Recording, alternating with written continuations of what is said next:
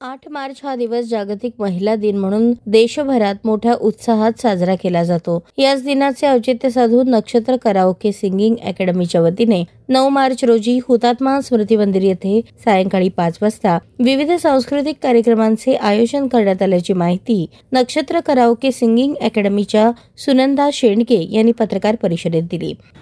सर्व रसिक श्रोत्यांना नमस्कार। नक्षत्र कराओके सिंगिंग अकॅडमी 2022ला स्थापन झाली आणि सालाबादाप्रमाणे यावर्षी 2025ला देखील आपण 8 मार्च जागतिक महिला दिनानिमित्त काही पुरस्कार प्रदान करत आहोत। कला क्षेत्रातील महिलांसाठी आम्ही यावर्षी पुरस्कार जाहीर केलेले आहेत।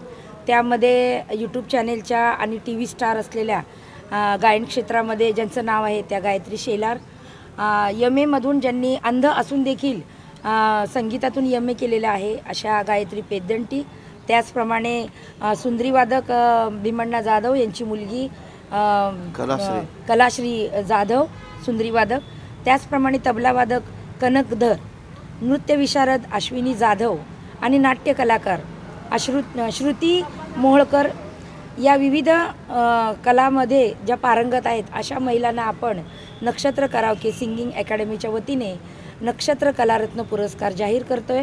आणि त्याचप्रमाणे त्या दिवशी म्हणजे हा कार्यक्रम 9 मार्च सायंकाळी 5:30 वाजता हुतात्मा स्मृती मंदिर या ठिकाणी होणार आहे।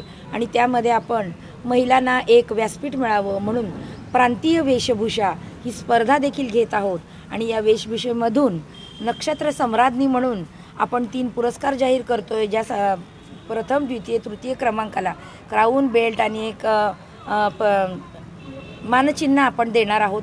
त्याचप्रमाणे नक्षत्र कराओके सिंगिंग अकॅडमीचे जे सभासद आहेत त्यांची हिंदी आणि मराठी गाण्यांची सुरेल अशी मैफिल त्या दिवशी सादर होणार आहे।